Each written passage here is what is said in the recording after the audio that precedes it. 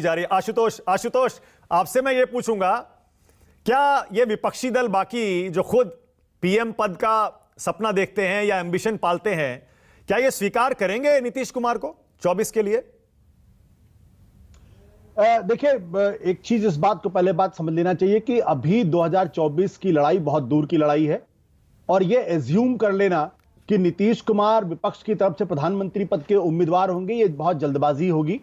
लिहाजा ऐसे किसी निष्कर्ष पर नहीं पहुंचना चाहिए। लेकिन एक चीज ये सच है कि नीतीश कुमार के भारतीय जनता पार्टी का साथ छोड़कर विपक्ष के आने से विपक्ष को एक मजबूती जरूर मिली है और मजबूती कई कारणों से मिली है। पहला कारण तो यह है कि बीजेपी के खेमे से एक आदमी टूटकर विपक्ष के साथ आया है और नीतीश कुमार के साथ एक चीज जो अच्छी है वो ये कि नीतीश कुमार के अंदर वो सीनियरिटी है, वो राजनीतिक तजुर्बा है, वो अनुभव है और वो ममता बनर्जी की तरीके से बहुत ज्यादा एग्रेसिव नहीं होते हैं। ममता बनर्जी अपनी वाणी से भी बहुत सारे लोगों को नाराज कर लेती हैं। उस लिहाज से अगर आप देखेंगे तो नीतीश कुमार सोनिया गांधी को भी फोन करके बातचीत कर सकते हैं, शरद पवार से भी कर सकते हैं, ममता बनर्जी से भी कर सकते हैं, केसीआर से भी कर सकते हैं, स्टालिन से भी केस कर सकते हैं। और चूंकि जिस सीनियरिटी के लेवल पे है, उस सीनियरिटी के लेवल पे जब वो कोई बात कहेंगे तो विपक्ष के नेता उनकी बातों को सुनेंगे। आज की तारीख में मैं उनको प्रधानमंत्री पद के उम्मीदवार के दावेदार के तौर पर नहीं देखता हूं, बल्कि मैं उनको देखता हूं कि वो उसी भूमिका में आ सकते हैं जिस तरीके से 1996 और 2004 में सीपीएम के नेता हरकिशन सिंह सुरजीत हुआ करते थे। सुरजीत ने सिंगल हैंडेडली 1996 और 2004 में विपक्ष के तमाम नेताओं को इकट्ठा करके भारतीय जनता पार्टी और कांग्रेस के खिलाफ 1996 में एक यूनाइटेड फ्रंट बनाया था। उसी तरीके से 2004 में भी बीजेपी को सत्ता से दूर रखने के लिए उन्होंने कांग्रेस पार्टी के लिए बहुमत इकट्ठा किया था। वो खुद प्रधानमंत्री पद के दावेदार नहीं थे। तो पहली चीज तो यह है जो भारतीय जनता पार्टी को तकलीफ पहुंचा सकती है, वो ये कि अगर नीतीश कुमार खुद प्रधानमंत्री बनने की जगह पे अगर हरकिशन सिंह सुरजीत की भूमिका को निभाते हैं तो बीजेपी के लिए ज्यादा तकलीफ की बात होगी, क्योंकि आज के विपक्ष की सबसे बड़ी कमजोरी यह है कि उसमें कोई पिवट नहीं है। जो मैं बार बार कहता हूं कि अगर आप 1988 की राजनीति को देख लें तो उसमें बहुत बड़े बड़े स्टालवर्ट्स थे जो सारे विपक्ष को एक साथ खड़ा कर सकते थे।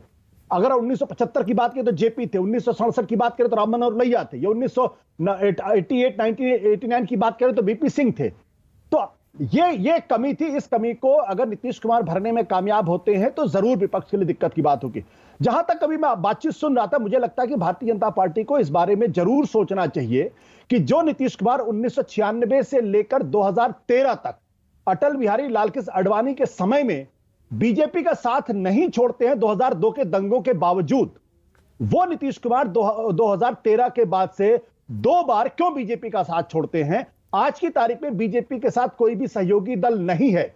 शिवसेना, अकाली दल, जनता दल यूनाइटेड, ये बीजेपी के ट्रेडिशनल ट्रस्टेड एलाइज हुआ करते थे। आज ट्रस्टेड एलाइज बीजेपी को छोड़ के क्यों जा रहे हैं? क्या ये नरेंद्र मोदी के स्टाइल ऑफ पॉलिटिक्स है? क्या बीजेपी अपने सहयोगी दलों को खाकर उनको खत्म करने की पॉलिटिक्स करती है? ये ऐसे सवाल हैं। ठीक है आशु, लेकिन आशु आपने बड़ी इंटरेस्टिंग थ्योरी दी है भाई। हम तो नीतीश कुमार के और सुकेश और मैं पहले भी इसको एनालाइज कर रहे थे। नीतीश के आज के बयान को हम तो इस तरह से समझ रहे थे कि नीतीश ने इशारों में कह दिया भैया मैं अब दिल्ली आ रहा हूं।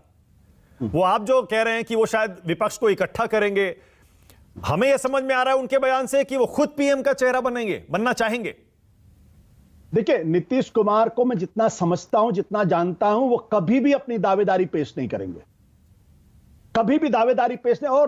और बड़ा नेता वो होता है जो अपनी दावेदारी को पेश नहीं करता, बल्कि अपनी एक ऐसी पोजीशनिंग कर देता है कि जिसमें लोग छक मार के उनके पास आए और उनको एक्सेप्ट कर लें। क्योंकि 2024 की लड़ाई बहुत दूर की लड़ाई है। आज की तारीख में नरेंद्र मोदी देश के सबसे लोकप्रिय नेता हैं, उनके पास देश का सबसे बड़ा संगठन है, उनके पास देश की सबसे बड़ी पूंजी है कैपिटल के संदर्भ में, उनके पास काडर है, उनके पास विचारधारा है और उनके पास एक बड़ा जिसे कहते हैं यूटोपिया भी है। तो नरेंद्र मोदी और बीजेपी को 2024 में हराना कोई बच्चों का खेल नहीं है। लेकिन अगर सारा का सारा विपक्ष अगर एकजुट हो जाता है और नीतीश कुमार अगर ये करने में कामयाब होते हैं तो आज भी देश का 63% वोट जो है वो बीजेपी के खिलाफ है। Okay, all right. Sukesh Ranjan, Sukesh, Ashutosh तो नीतीश के आज के